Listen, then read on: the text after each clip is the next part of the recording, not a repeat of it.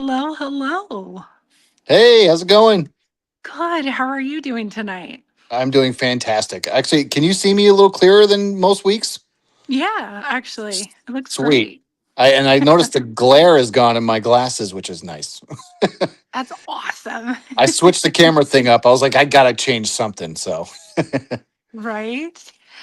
Well, tonight we have an amazing guest speaker. It just gets better and better every show. here it Um, does. would you like to introduce our special guest since you Uh, are good friends? I would absolutely love to. So we have Psychic Medium Patty Griffin. She is amazing. Had the pleasure of working with her, and we're excited to have you on, Patty. Hi, thank you so Hi. much for having me. I'm so grateful to be here. We're so As are happy we. you're here. So, let's Oop. start by asking what got you, Can you hear what was your everybody? first, Yes, can you hear everyone? Okay. Oh, I I can't hear you, Raven. Can you hear me now? Go I ahead. you. Can you hear me now? I can't hear Raven. Oh no. Can you hear Raven, Patty? I can hear her. Yes, perfectly You clear. can. Weird. There's something on my end. Then I apologize. And she That's sounds like okay. they do the commercial. Can you hear me now? Can you hear me now? Yeah, yeah, I know, right? Yeah, that's weird. uh, Okay, how about now? Can you hear me now? still can't. That's so weird.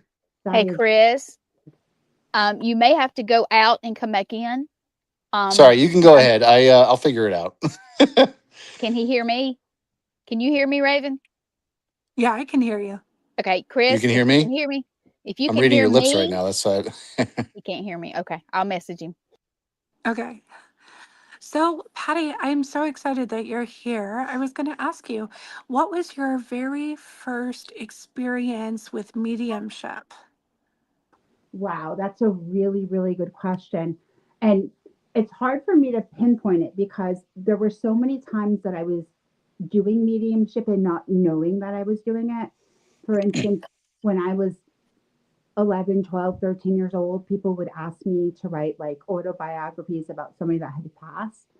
And I would actually write a story about someone like I knew them. And I thought it was just because I was a writer. So Oh, things like that, wow. like my whole life happened, and people would say, and I was always fascinated by mediums. I loved them. And they would say, "You're a medium." I'm like, no, no, no. I just like them. But I could tell you the point where it came when I knew I had to go professional, like because I really didn't realize. Like I knew like I could do messages and I knew that I could talk to the dead, but I never considered it mediumship. Like, is that weird? No, That's it's not weird. Makes yeah. sense. I never really knew. And I would go see John Edward and I would bring people there and things like that. And what happened was about 12 years ago, there was a woman who was a friend of mine and she called me up and she said, I need you, to come to my house. Everything's breaking. She said, and I don't know why. And she's like, and I want you to come over. And I'm like, what do I look like? Ghostbusters or us? I'm like, what do you want me to do? And I really to this day don't know how she knew to call me. So I went over and her best friend, Annie, had passed away. She was a very Hmm. religious woman. I didn't know her. And I started reading her. I started saying, she's talking about a diamond necklace. She's talking about Betty Boop. These are all things that they did together. And then I said, her husband was still here. And in my mind, I walked into his house. I seen a coal stove. I seen are you guys waving to each other? I'm waving to the No. commenters there. Oh, Sorry. I didn't see that. Okay. Oh, cool. Yeah, yeah. Yeah. I'm like, I'm just so like involved in all this. So hi everybody. But and so Sorry. I seen everything, and I was like, and then I went to a gold hassock, and in the gold hassock was a gun, and I said he's going to take his life, and so I said they need to get the gun. I told them exactly where the gun was.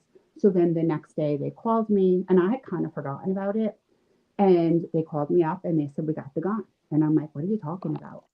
And then I said, you know what, let me go talk to somebody. And that's when I really realized that there was something that was not normal. I mean, it was okay going to sleep at night and sleeping with a hoodie on and getting up and doing messages in the bathroom. I still didn't realize it, you know, but this was like, oh, maybe you should talk to somebody. So I did. And I went to this woman and she was doing a mediumship class. And there was about 30 people in the class. And I'm sorry if the story takes too long. No, And please. No, okay, no, we want to hear. okay. Yeah. And there was about 30 people in the class, and she looks at me, and I was painfully shy. And she goes, you. And I'm like looking around. I go, me. And she goes, you have the gift. And I'm like, me. And she goes, I see you out there. I see you on stages. I see you, on TV. I see you on radio. I see you writing books. And I'm like, me. I'm like, I don't even like people. Like, and I certainly don't like dead people.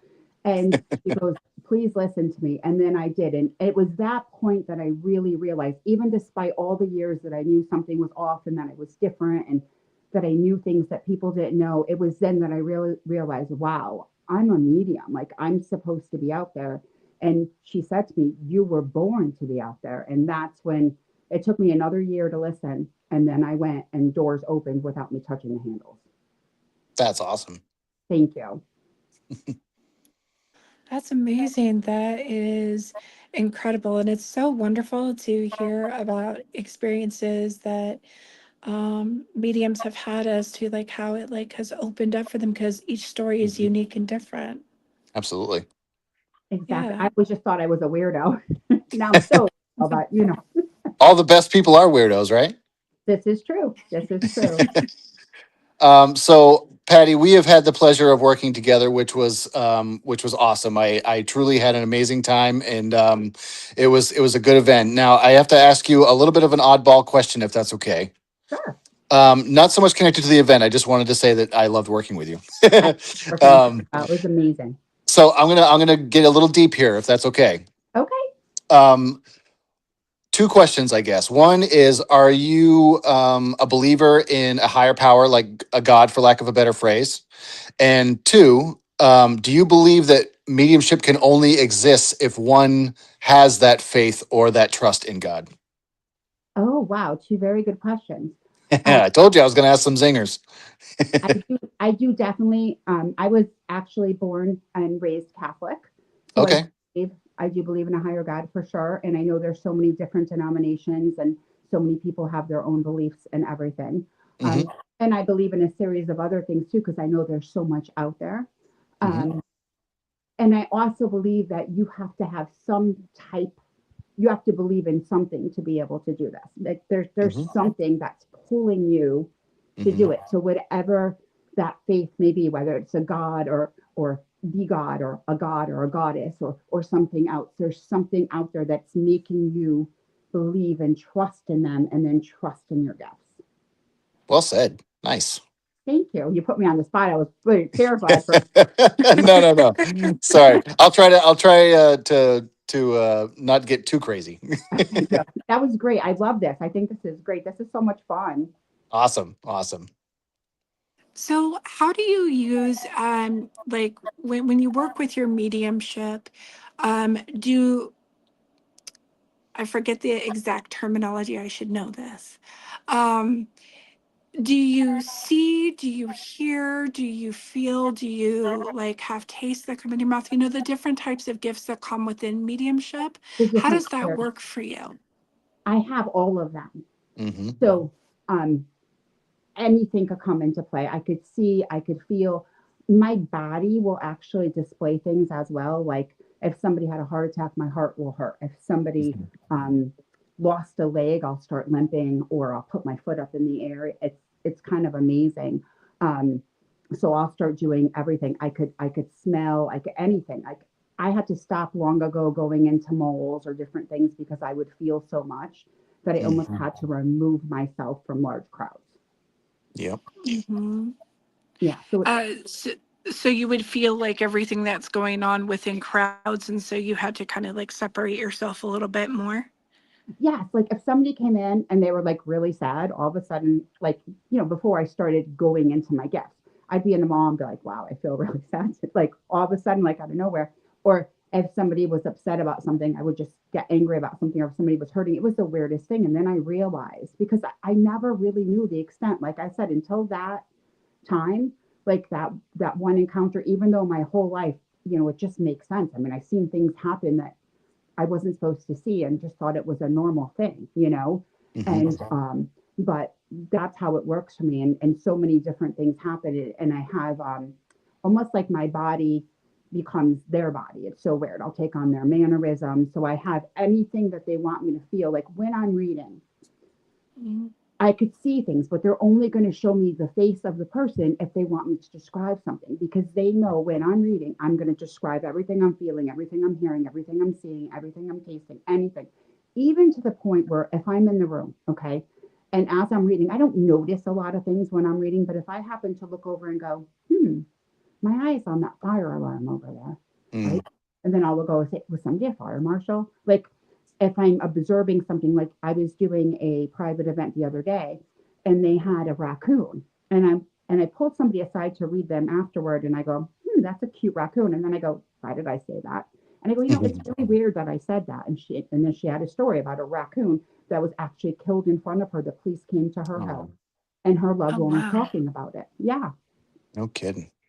So they only show me. That's why I could see the people, but when I'm reading, I don't, because then I'm going to describe. So if they want me to see a scar on the Okay. face, or a way the beard was, or if there was a cleft lip, then I'm going to see that. Okay. Yeah, So kind of based on the person in spirit is kind of how it, would you say that the person in spirit dictates how they use your clairs? Is that kind of what I'm hearing? absolutely. What they want that person to know about them, because you know me, I'm all about evidence. Hmm. So whatever they want me to say to them, and whatever is important. So I believe that that person in spirit, and I also believe that my spirit guides and their spirit guides are kind of guiding that. Nice. It's interesting when we work together. Your ability to really dig deep and get into the depth of the information that's coming through is really impressive. And one also thing that I found that was really impressive, and I was hoping to pick your brain about, is you do not accept no as an answer, and I think that is amazing, right? And I just wonder, where did that I would say discipline and like that knowledge that like no, like you might, the person that you're sitting across from might say no to you, but like when they really stop to think about it, they figure it out. And I watched it in person. Like when somebody said no to you, you were like, yeah, no, no, no, no, think about it, like stop yourself and listen to what I'm saying. And then they go, oh my god, yeah, that you're totally right, you know what I mean? So where did you develop that skill, and how did it come to you, I guess is the best way I could say it. Maybe it was my bitchometer. No, I'm joking. Joke. Um, I don't know. It's just when I just kind of learned, because I've never, been taught. Like I went to that one class, but I never went to. It wasn't really a class. It was just where people came in, and then the woman told me I had the gift. So I've Right. never had any type of formal training or anything like that. I just realized pretty quick on, like I was thrown on a stage and I was thrown in the middle of people, and so it was either swim or drown, and so Right. I swam, and I realized very quickly that people forget, like they're not Yes. thinking, and yeah, and that's why I say, instead of saying no, try thinking, and Yeah. so many people could come through. You could be a nurse and one of your patients could come through. You could get an old neighbor that comes through. You could get Right. an ex-boyfriend that you haven't seen in 20 years, and somebody in his little family is coming through to you. And Hmm. so I have to ask them to expand things. And I say everything happens for a reason. So I Right. made it one of my rules. And that's one of my 4 rules, don't say no to me. And there's a reason. And also with me, it's a little bit different too, because I switch so quickly. Hmm. Like, and you've seen how people have, well, I don't know if you did see, because I don't know if it happened that night, but usually people have similarities when they're in my audience, We did see that. Yeah. to the point like I could be on stage, okay, and I could be reading the person in the first row in seat 3. I could also be reading the person in the fourth row in seat 3. And I could also be reading the ninth row, seat 3. Hmm. And they're all sitting in the same spot, which is to this day still amazes me. So that's why I just, I don't I don't know that anybody's told me to say no. I just learned to say, don't say no, just listen, because if you stop listening, you're not going to be able to get the message. And I had to get really aggressive. And sometimes, people say she doesn't take anybody's, anything. And really, I'm kind of like a pushover. It's just when I'm reading, you have to, that it's you're there to give a message. You're there to help someone. You're there to make them realize that love sees all, believes all, never ends. And how are you supposed to do that if they're not paying attention to you? Right. I fully admire that, and I love that about you. I just watching it in action, I was like, that's good. I like that a lot. Thank So you. kudos. It came out of nowhere. Like, I don't know. And I was like, oh, because I'm a different person. Even one day I went on stage, and I'm not normally a swearer, and I was doing a show at Mohegan Sun, and every word that came out of my mouth, because we mimic people, and Right. people come in, and I must have had a lot of swearers that day. I came off the stage and I cried. Oh no. I was Oh like, no. that, because your body kind of takes over. And Hmm. so, and it's true, like, these people are in front of you. This is your career. This is what you do. This is what you were born to do. And you just have to make sure that you give it 100% each time, which we all have to do. And we have to go outside of our ego Hmm. and let that happen. I guess my ego is a mean person. So, or my mind, something. Like, I always loved John Edward. I loved him. And he Yeah. actually predicted that I would do that. No And kidding. I was in a reading. It was a group reading. My dad had just died, and I had won tickets to go see him. And it's not one, we paid for them, but it was like a lottery at the time. You couldn't just get in. And so we went in, and there was about 300 people in that room. It was in Long Wow. Island. Yeah. And he started reading me, and he told me, he said, he didn't say it was going to be this. He said, you're going to do something. It's going to be like a teacher. He said, except you were born with it. He said, Hmm. and you're going to reach a lot of people. He goes, and you're going to be on TV and different things like that. He goes, and you're going to help a lot of people. And I'm thinking, and he goes, and you don't need to go to school for it, even though you're going to teach people and reach people. He said, because you were born with it. Wow. And I was like, what could that be? Not, I told you, it took me a long time. That hit me over the head. I tried to run. They wouldn't let me. Right. When I went into this, I used to joke around and say I was the fraidy cat medium, because Yeah. I was literally afraid of ghosts. Like, I know you do the paranormal, which I think is so fascinating. And I wish I had, like, I know I talk to dead people, but my rules are like, don't touch me. Yeah. Right. Different things like that. And I went into this kicking and screaming, and so it's a little bit different, I guess, for me. But I have so much, for the things that you guys do. It's amazing to me. Well, thank you. You're welcome. And you are So, amazing. And I didn't mean to stop you, Raven. Like, watching you and the things that you did when we had our gallery together, you were quite amazing. I just need to tell you. Thank you. I appreciate that. You're welcome. so out of with when you first started doing seances, what was your very first experience like? Like, were you nervous? Oh God, yes. Every time. For a while, like, I had a really hard time with the concept of people paying me for something that was just me, right? Like, Hmm. it was just weird. Like, how do you take money for who you are? You know Hmm. what I like? I had a really hard concept with that. And then I was really shy, and I had to learn to just trust in what I'm hearing and just say it, and turn, like, yourself off and just do a blank space. And that's what I kind of say when I do it. And it was so difficult. I'm trying to think of my first, I don't even know. I've done so many shows now. I'm trying to think of what my first one was. Hmm. When I first started, I started doing, like, because I had an office within months, and I started doing galleries of like 35 to 40 people. And I would just do that all the time. And I'm trying to think of where my first, like, bigger event was. Oh, actually, I think it was in New York. It was 215 people. Um, and I was nervous, but you just had to, believe. Like, I just went into this like, okay, I was born like this. They wanted me to do this, and I'm just going to trust in that. And it's Hmm. not about me, and it's not me out there. It's these people that are coming in that are trying to reach their loved ones. And I had to think like that. And then I came to the point is I'm not meant to be right and I'm not meant to be wrong. I'm meant to give you the messages as I hear them. And then the person that I'm reading has to do the rest. And I think that gave me a pass not to be afraid. Wow. Now, oh, go ahead. So you always have that thing where if somebody's coming to see you for the first time and what they're going to think, because you always think, well, that is my name on the line, when you're there and somebody's not getting something that you're saying. So then, there's been times where I've been standing there praying, could you please give him something else? Like just one more thing, like, where I'm praying to myself while I'm on stage. But usually it all goes so great. I don't really get stage fright anymore. Mm-hmm. Just kind of go with the flow, right?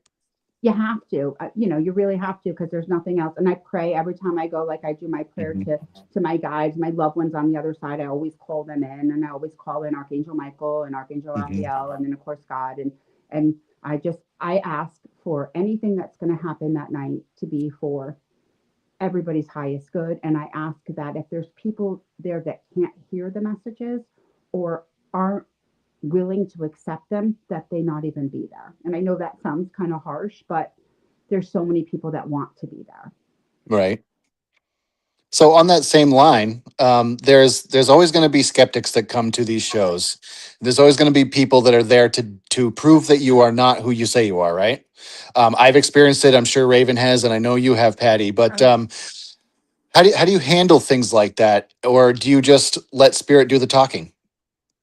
I let spirit do the talking, and then I'll kind of like afterward, when I see I'm actually changing them before my eyes, I'll go, how do you like me now? I'll say something really funny like that. I've had people that came in. I went to this one event and there was a man there, and I didn't walk into the room yet, so I didn't know what had happened. And and could we swear or no? Yeah, I think so. Because this takes a swear in it. Okay. So You know me, I'm a swearer. I walk into the room and I look at the man. I go, "What's with the bullshit?" I just walked right up to him. And apparently, before I walked into the room, he said, "This is all bullshit." So I brought in his daughter. Until I brought in, there was an accident and he had hurt himself and all these different things. He kept going up to the bar, walking up to the bar, going, "What is this?" And another time there was a lady, I was at a library doing something and I was reading her and she really didn't believe. She came and it was free for them. Like they pay me, but those are, I think, almost like where you get any person that really doesn't believe. And she came in and her friend was coming through from the other side and she was a teacher and she was talking to her and she kept saying to me, "But how?" I'm like, "Because I talk to dead people."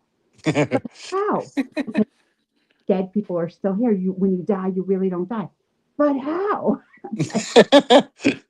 So I've turned a lot of skeptics, but what's funny, I find when you turn that skeptic, then afterward they're going to try to find something like, oh yeah, what was it? Then they'll come again and go, because the guy that time I said, "You're going to be back again. You're going to have a Patricia hoodie on and you're going to be sitting in my audience." He's come back 5 times. No Patricia hoodie, but he's come back 5 times. I love it. I love it. It's like, and sometimes those people too, like I've had a gentleman that was, I mean, I swear to God, I think he was just, no matter what I told him, he didn't want to buy it. But I said to him in a reading, I said, "Your dad's coming through. He drove a green truck. It had a crucifix hanging from the rearview mirror. It was a standard transmission and the second gear, it would stick, right?" And he goes, "Yeah, no, I don't think so." And I'm like, "Well, what about that didn't click for you?" He goes, "Well, you said it was a red truck. It was really a green truck. So you're wrong." And I'm like, "Dude, give me a Wow. break." And I will never forget that as long as I live. And I'm like, "You son of a bitch." but you're right. I didn't They're say not that to him, but you say to them. They're going to try to find something, or they come in wanting one person, or you yes, tell them 18 things and there's one thing that they asked for that maybe we're not able to get. Maybe a different medium could get it because we all have our right. own. You could And tell them their social security numbers, but if you get their eye color wrong, then nope, that's it. It's all kaput. exactly. They hear what they want to hear. And, Hmm. lucky for us, so many people do get it and they come back again and again, Yes, and we're doing our job. And that's to let them know that their loved ones are with them and they're giving them that message. absolutely. Yeah. And, Absolutely. Yeah, and it's great. And I absolutely loved working with you. I just think that, what we do is so important. And to have two people doing that was just so special. I agree. And I And can't wait to do it again. yeah, in March. That's right. Yes.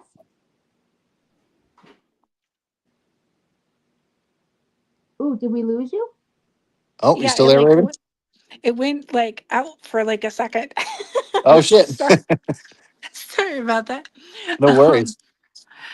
well, that's pretty amazing. Like just the experiences that you've had and how you are able to, you know, be just like come from a space of like speaking from spirit and, kind of putting those people in their place without even trying. It's Right. great. You have to be assertive when you read, because like I said, you're there for your job, to do your job, and then it's your reputation too, so you can't let anybody try to walk on you. Right. Right. Could I ask What you a is, question, or am I not allowed to do that? oh, you can do that, of course. No, I'm just wondering, and I don't know how it works for you, so I'm just wondering because something recently happened to me. Do you find that a lot of like, and I know we read very different, but do you find like a lot of things happen so you have a personal experience, like almost like in a Rolodex here to give to people? Aha. Yes. Because for me it was so weird. Like on Saturday, my daughter was going on a cruise, and she called me up and she said, "Mom," she said, "they kicked us off the flight." And I'm like, "Yeah, okay, right. You got kicked off the flight." She's like, "No, we really did." And she didn't do anything wrong, but she followed her friends because there was 33 people going on a cruise, and three of them were going at the same time, on the same Ah. flight.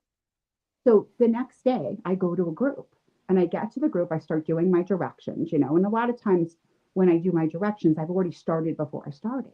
Mm-hmm. So, and I say just to them, last night my daughter got kicked off a plane. No, no idea why I'm saying that, right? Then I start doing the reading, and it just happened 12 hours before. I look at the woman, I go, I have to say it again. Did somebody get kicked off a plane? Because her loved one was talking about that memory. And she was on a plane. There was a man next to her who was doing very inappropriate things and looking at very inappropriate material.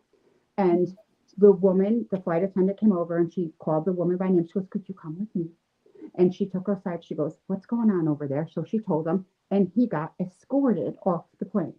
But Oh, 24 wow. hours before that, I didn't have that memory. And then, Right. did they plan that? Did my daughter get kicked off the plane so I would have the memory the next day? Like, is that not weird? The divine intervention, right? I think truly It really is, but it just amazes me. it does amaze me as well. Yeah, Me because too. It's crazy how yeah, those because things end up happening. yeah, and the timing of that, I was like, okay, if it happened 2 weeks ago, I'd be like, okay, cool. But the Hmm. night before, her flight was at 9 o'clock the night before, and this was Oh, at wow. o'clock the next afternoon. That's cool. So yeah, I think that I think that like I said, divine intervention. I think that God or a higher power, whatever, was like you need to know what this sign and symbol is in order to portray it in a way that she's going to understand. And it just so happened that your poor daughter had to experience that, but not for nothing, it was able to deliver a message which ultimately helped somebody, which I think is worth it, right? Absolutely, Mhm. absolutely. Have you had, I've had these experiences before, but have you had experiences where when you're doing mediumship for someone, it becomes a very unique, special experience because, in a way, it ends up creating healing you don't expect for yourself as well? Wow. Great Yeah, question. that is a great question. Absolutely, absolutely. There's so many things that happen in that aspect where you could feel them healing right in front of you, and Hmm. then it just, I don't know, it brings me joy and just such a peace too, and I'll think about it after, and yeah, it just touches me in such a way. So And, I'm. Oh, go ahead, Raven. oh no, go ahead. So I'm just curious about. obviously we're all very empathic people, or we wouldn't really be able to do this, right? Um, I have to ask you, Patty, when you're doing a reading for somebody and something really heavy comes up, or there is that real heavy release of emotions due to that healing, are you able to control your own emotions during that time? Or is it something where you're in the flow and you're in the moment and your empathy is working, but it's not affecting you? Does that make sense? Yes, I think my empathy is always working, but I do feel it's not affecting me. Like there's been probably a time or two where I was almost reduced to tears, or I was, but Oh yeah. I'm Yep. a very sensitive person. But when I'm reading, I don't like to use this expression because it's not how I am, but almost like you have to become a robot, which I'm not. So I don't like that term. No, I know exactly what you mean though. They have to protect you. It's like they build a shell around your heart. Because how are we Yes. getting through? We deal with people losing their children and their Oh my husbands and God. Yeah. Yep. tragedies.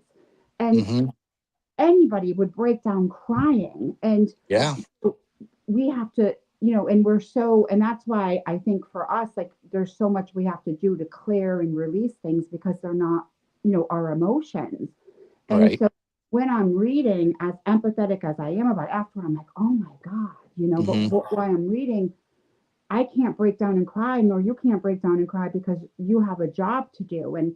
Right. And it is our job. And so if you're breaking down with them and, you're in a pool of tears, they're going to be like, what did I come see? you know, so you're like guarded from it. And I have to find a better thing than like robot. I guess I like the protection thing. It's almost like we're protected. Protected emotionally. Yeah, for sure. Yeah, because we have to be. And, you have to release those things. And when I first started, I used to remember everything I read. And I know some people Oh don't, wow. they let it go, and now Right. I get a lot because they're not our emotions. Right. They're not, we can't put on our physical thing. We'll get sick. And so, and I always say they're not ours to have. So this is why I have no retention. And the same goes for the emotion. Just like Hmm. the retaining, I just retain what I need to as I'm reading, but the emotion part, the same thing. You can't have that in what we do and help people. Right. I fully agree with that. I Yeah. do too. Yeah, because we've helped so many. I mean, so many. There's a tragedy every time you go, and then you think you hear another one, and then you hear another thing, and it's Yeah. so sad. And they're coming to us like, what did we do to get in this position? Like they're coming to us to heal them. Like, Yeah. wow, It's pretty wild. yeah, like, and we do, and it amazes me. Hmm. It's an incredible, I feel like it's an incredible responsibility and an incredible gift to be able to be that person for that individual, to have that connection with their loved one who has crossed over, and also at the same time be present for them as they're doing their own healing process. Like just being Hmm. present can be a huge thing. Absolutely. Yes, absolutely. I always call it a blessing and a curse. Yeah. Yeah. I could see that. Yeah. What would you say has been, I don't know if this is the right wording for it. Um with being a medium, what is one of the biggest challenges that you see yourself on occasion experiencing, that you've, like, when you were first starting out versus now, like with, the boundaries and the things that you have now that are strong? What were some of the challenges you had as you were starting out? Wow, that's Mm. a great question. And I have a great answer, I think. So when I first started out, I didn't realize because I remember like, my kids were younger when I started out and, I'm a mom of three and I used to love to take them, to places. We go to Six Flags and we go to different places. And when I first started doing it, I would get so exhausted. Hmm. They would drain me because the way that they would come in, just like weren't taking turns and just would come in with all these different things. And it would just be exhausting to me. So I remember that woman that I told you about, the one that I went and she said I had the gift. I said to her, well, what do I do about this? Like, how do I tell them, like, what I expect? Like, they can't bother me when I'm sleeping or they need to do this. And she goes, you just tell them you have a rule. And I'm like, what? She goes, like, when you tell your kids there's a rule. Like, when you go places and there's rules for things. And I'm like, no, care. I'm like, I just have to tell them, don't do that. She goes, yeah. And I did. And it worked. And I was like, hit the easy button. I'm like, really? Like, all I had to do was tell them. So what was happening, like they'd be intruding my sleep or, intruding on my sleep or doing these different things and not taking turns. I'd feel like I got hit by a bus. And I said, if you don't take turns, I'm not going to help you. It's as simple as that. And I'm like, oh, it worked. Yeah. And then they took turns and they listened to me. And I think that was the biggest challenge for me with the most easiest solution. That's it's very cool that you say that because early on in the things that I was taught was very similar to the same thing. Somebody said, I was like, oh, how do you stop them from coming in all at once and doing one at a time? And someone goes, tell them to come in one at a time. And I was like, that's it. And they're like, yeah, that's as easy as that. Like, work with them, and that kind of builds up to my next question, Patty. Um, do you ever find that even to this day, and I'm asking because this happens to me, so I'm just curious if it happens to you as well. And Raven, you can chime on this as well too, because we're all doing mediumship. So after a particular reading, and say it didn't go, and this is more, it sounds like an egotistical thing to say, and I'm not trying to make it sound that way. But sometimes after a reading, if it didn't go the way I wanted it to go, I will say, what did I do wrong when I'm talking to my guides? What could I have done to maybe facilitate the message a little better? And I'll have that back and forth with my guides and try to figure out a better plan. Do you ever experience that, or does that ring true? Do you think? So it took me a very long time to realize that it wasn't me having a bad reading, it was them not understanding something. Okay, yeah, yeah, And so it's not on us. And it took me a long time to understand that because I would feel really bad about it. I'd be like, oh, right, because we want everything, and I think we're our own best, I'm sorry, our own worst critics, right? And we want everything yes, to go perfect because why wouldn't we? hmm, And when that happens, you know, um, you know, I'm sorry that people coming through now as I'm trying to talk because they're trying to read something for Raven, so I'm trying to put them aside so I could do my thing. But when that happens, we have to realize that it's not us. Like right, that person just wasn't accepting of it, or maybe they weren't open to it, or maybe they didn't say something when we were saying it, or maybe they didn't admit something. And that's what makes it difficult for us because we want everything to go, oh my God, that was amazing. And sometimes you go, wow, what was that?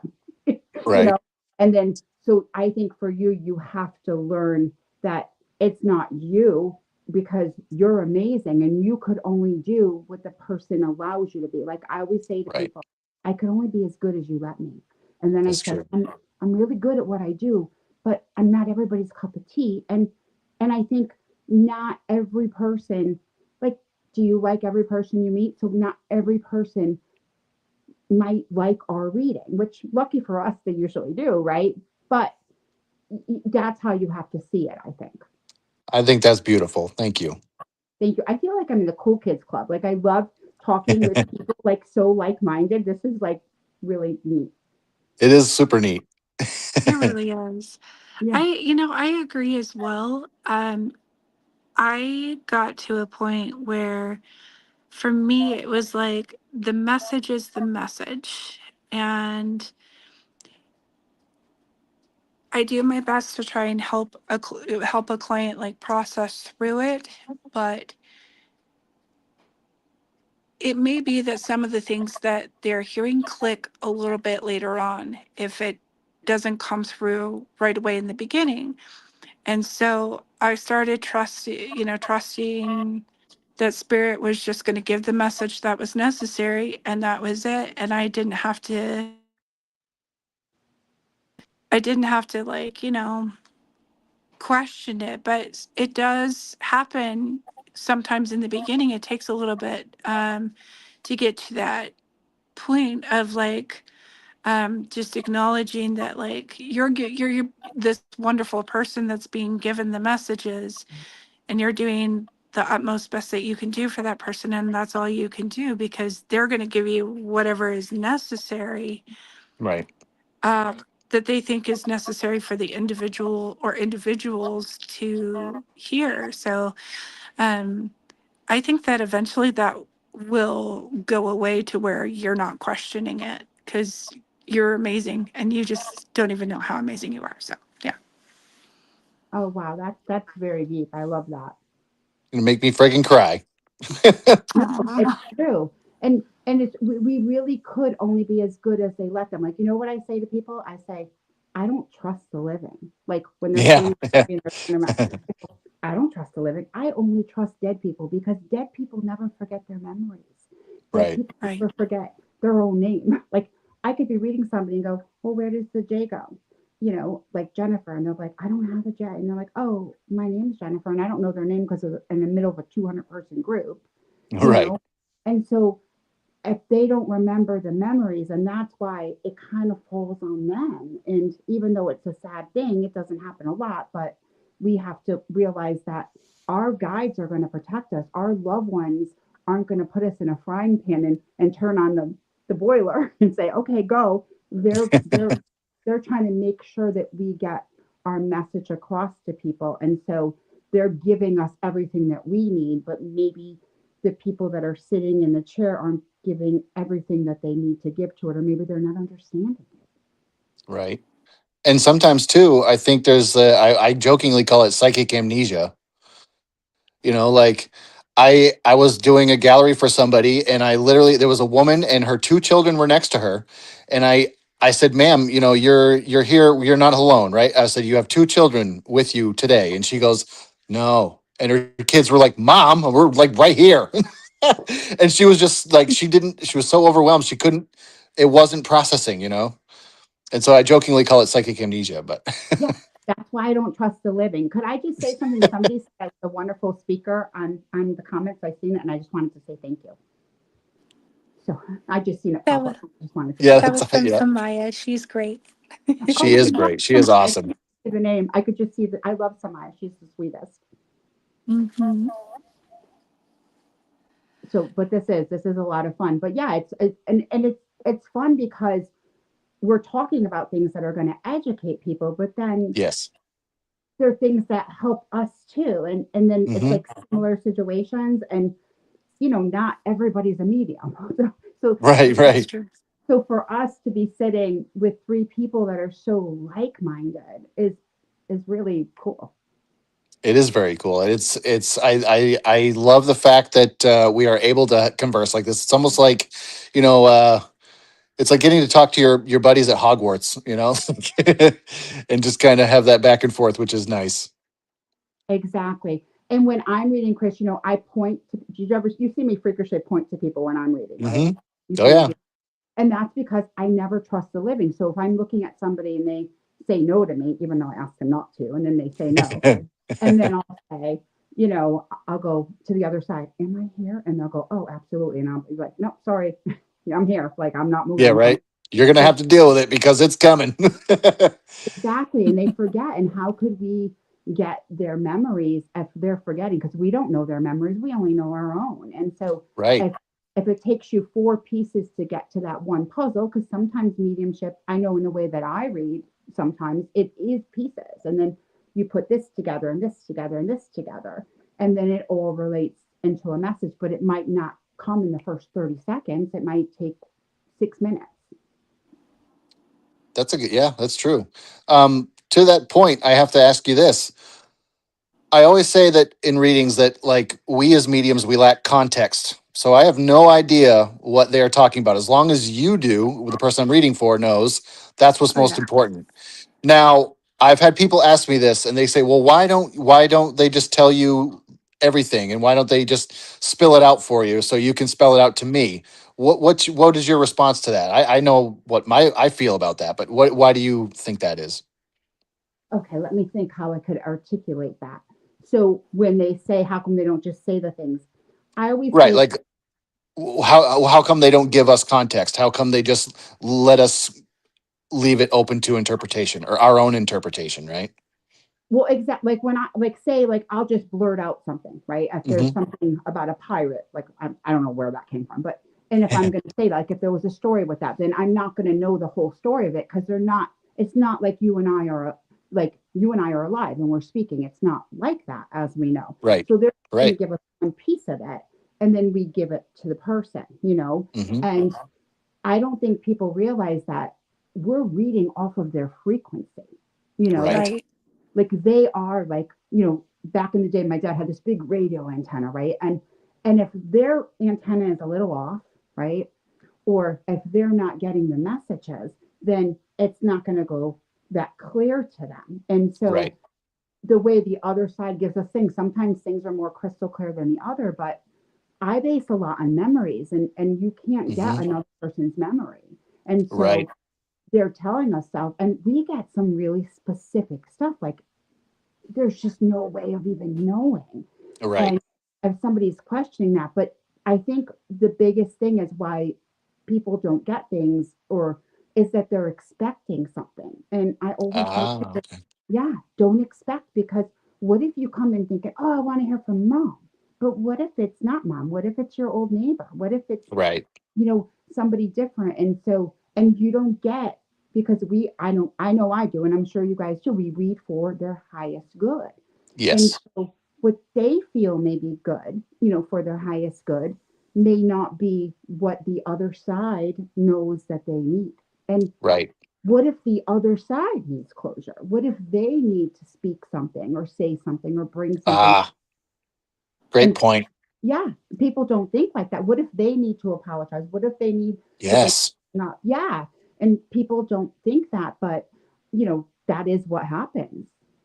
I love that you brought that up because there are so many people that think once you pass on to the spirit world that everything is all divine and love and light, which it is, but like there's no need for forgiveness or remorse or anything like that. And I'm sure you got both have experienced this. So many times people come through in the spirit world that need to be healed as well. They want to say, I'm sorry I wasn't present in your life as much as I would have wanted to, or I'm sorry we got into that argument before I passed away. And it's healing on both sides. So that's a great point that you made. Absolutely, it Definitely. really is. I was doing a reading the other day, and it was a private reading, and the girl was really, really upset because something had happened where she felt that she, you know, made her mother sick because she was exposed to something, and then her mother got the sickness. Her mother came through and said, if it wasn't that, I would have died a tragic death. I would have died within the same month, the same time, except I would have fallen, and I may have, went brain dead, like right in front of your father or something like that. And so there are things that they need to speak in that way. Mhm.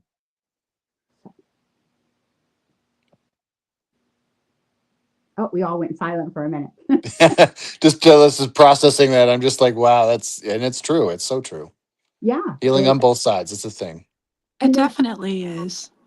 there's so much that we could talk about, because I mean, we could sit here and do this for 12 hours and still have more to say. Oh, I You know, know. Oh, After yeah. after every show, Raven asks me, she goes, or says, is there any other questions you have for the guest? And I'm always like, God damn it, I have so many friggin' questions I want to ask. It's like question overload. But yeah, so I I'll leave the next one for you, Raven.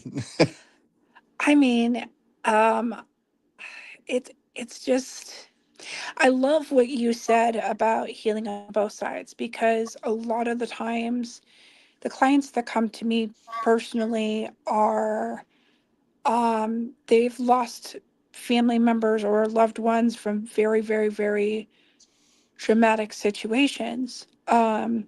And that's just what happens when it comes to the mediumship that I do.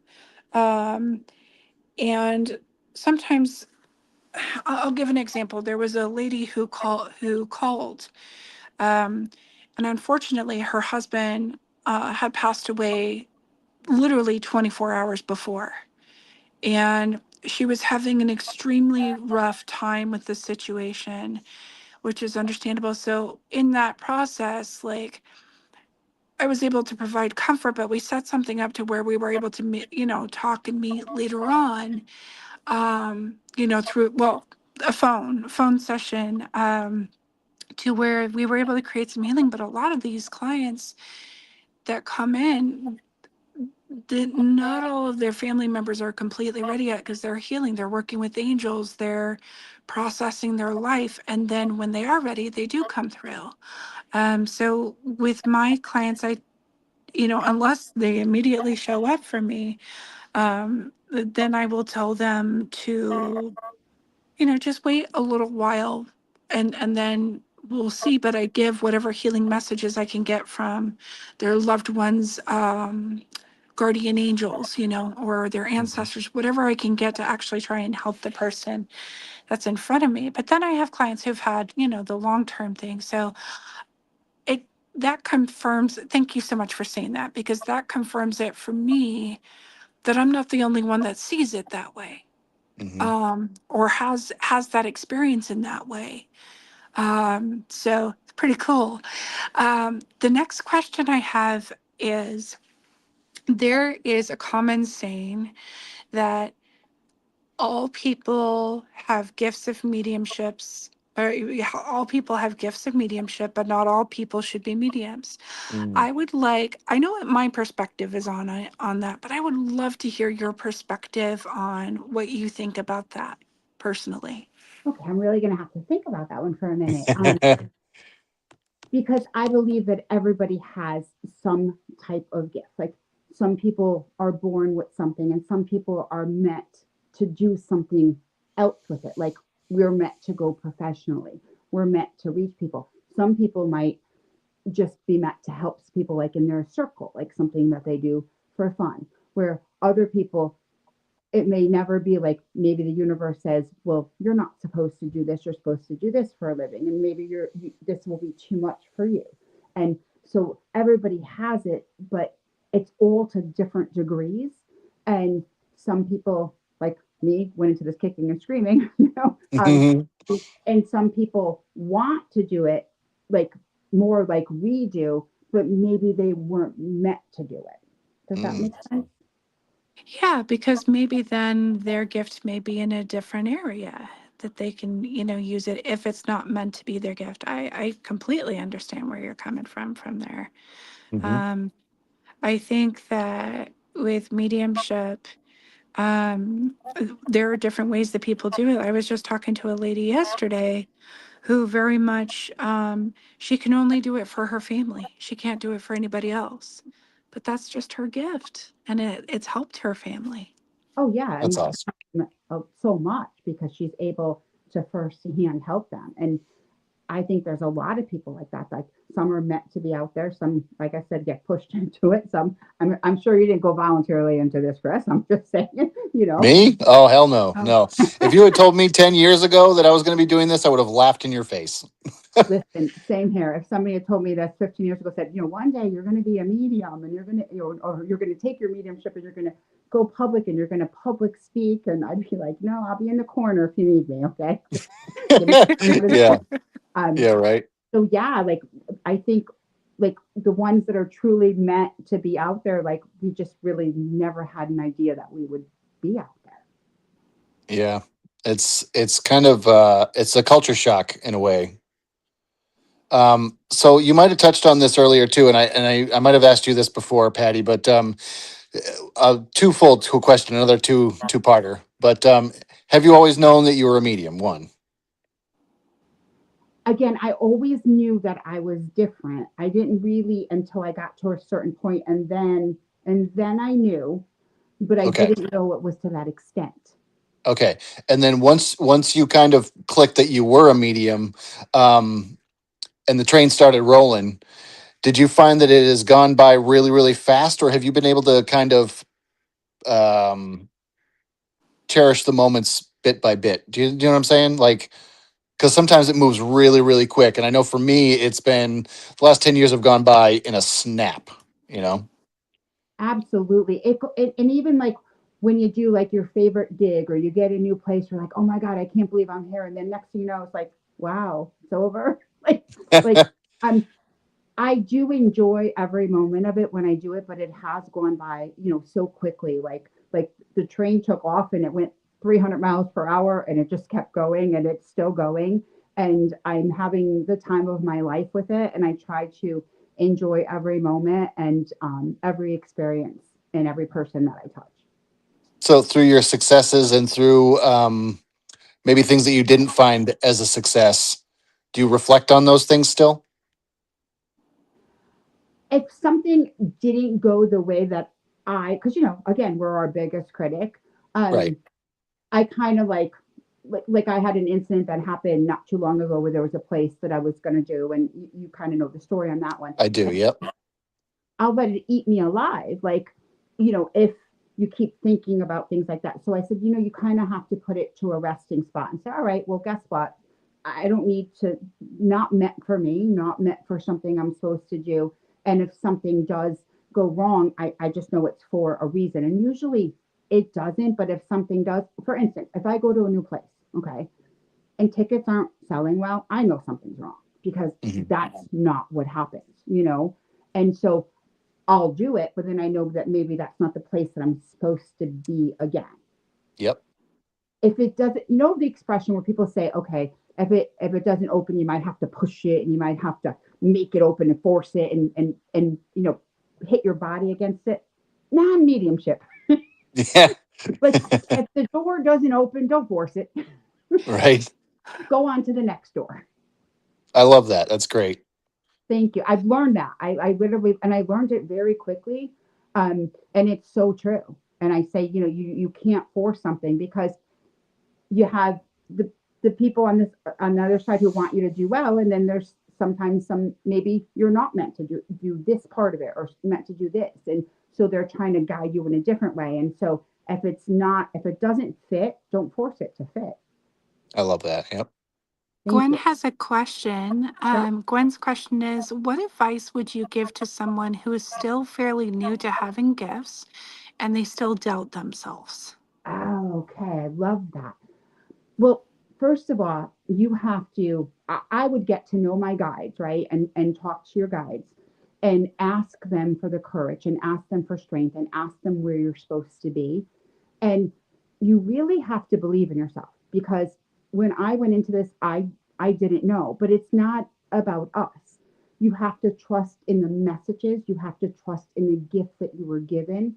And just let it happen. And even if it sounds weird or sounds abnormal, you just have to learn to know that they're not going to steer you wrong. My saying is, again, I trust the dead people because they're never going to tell you something wrong. They're never going to forget something, or they're never going to put you in the wrong direction.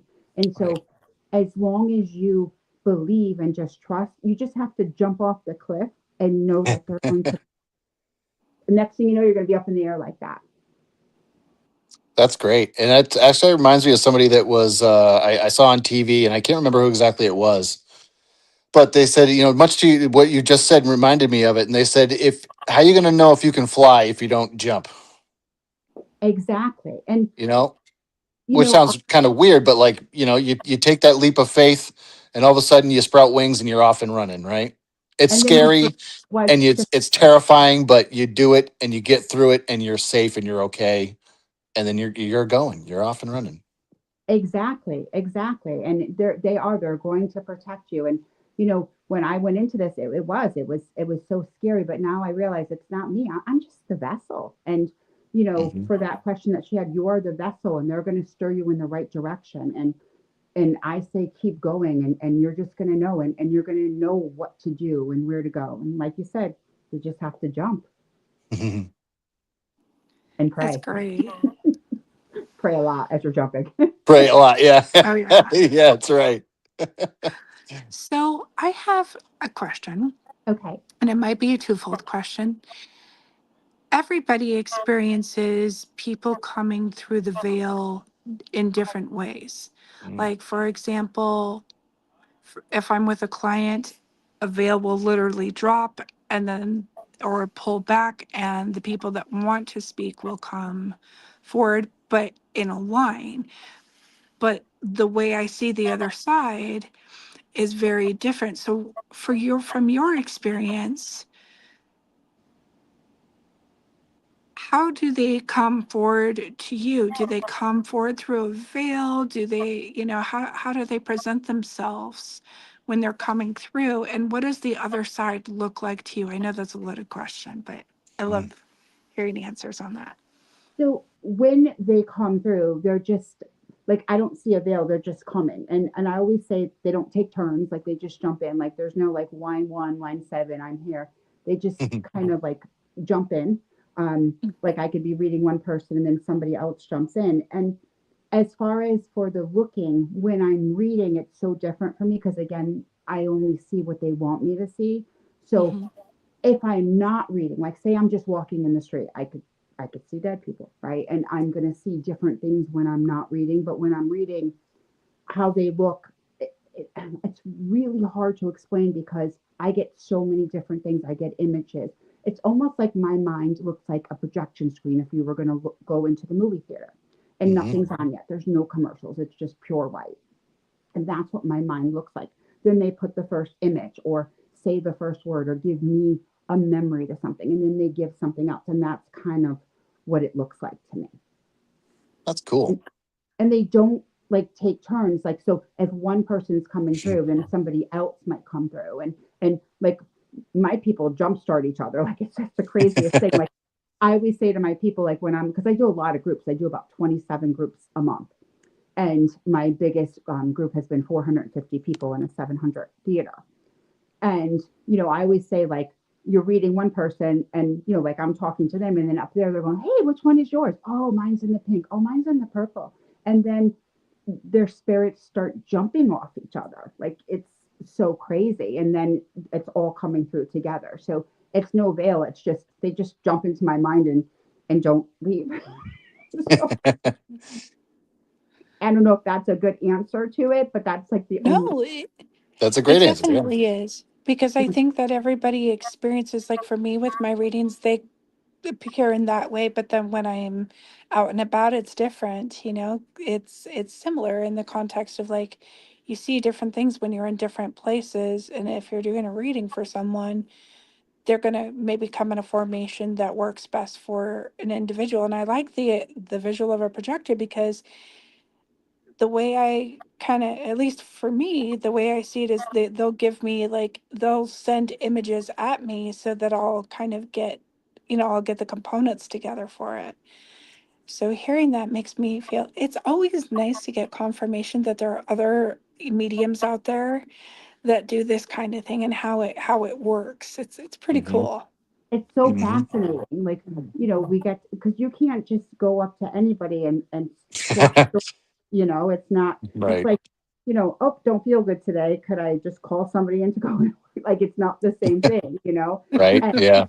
and it's so cool because we're completely on the same page. And then we have new ways that the other person may not know. And then we're opening up those doors. And I just love it.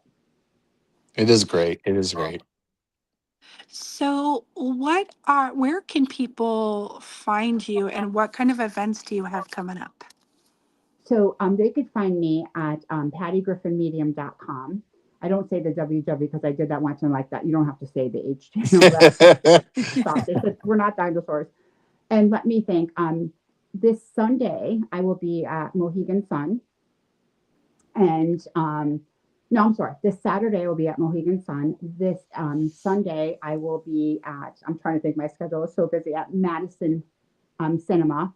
Then next Tuesday, I will be at Mystic Cinema. Then Wednesday, I will be at Triple Raven Brewing in Groversdale, Connecticut. And then I'll be heading towards you. I'll be in Marblehead, Massachusetts on the 11th for 2 shows. And then I'm trying to think of my schedule after that. I have so many different events, but I kind of go by the week, and then I put it in my mind what I have. That's right. Yeah, That's awesome. thank you so much. I love it. It's the greatest thing. Like we never could have imagined that that's what we were doing, but could we think of doing anything else? No, No, no, No. not no. at all. It's like breathing to us. You know, Yeah. I know when I take days off, like for Christmas, I took like 8 days off, and I know that I'm going to miss it. Like Yeah. I need to read somebody, and I just added a show because on the 30th, because I know that by that ninth day, I'm going to be like, I need to talk to my people. They need me. That's right. Exactly. Well, with that being said, we are at our hour mark. Chris, do you have any other questions before we close? I do have one more among many others, but well, I'll bring it down to one. So a lot of people will ask you, if you could go back to, you said you've been doing this 15 years now, right? 11 years. 11 years, sorry. So a lot of people will say, if you could go back to yourself 11 years ago, what advice would you give? But I'm going to flip that around a little bit. If you're 11 years ago, if that version of yourself could talk to you now, what advice would you give yourself now from that person's perspective, from Patty of 11 years ago's perspective? Don't fight anything. You were chosen for a reason. Just go with it. Nice. Yeah. Love it. I went in kicking and screaming. And so that's what I would, that's what I would do. Perfect. Thank you so much. This is fun. We have to do a part 2. I'm just going to let you know this has been so fun, and we could talk each other's ear off and pick each other's brains. Absolutely. I love it. I love it. We'll definitely do a part 2. Thank you. Thank you so much for having me. This has been great. I can't say it enough. And you guys are amazing, and I can't wait to work with you again, Chris. And I hope Absolutely. to see you one day, Raven, or see you in action. And this has been great. Thank you so much. Thank You're you, Patty. welcome. Thank you. Thank you. Gwen, would you like to come up?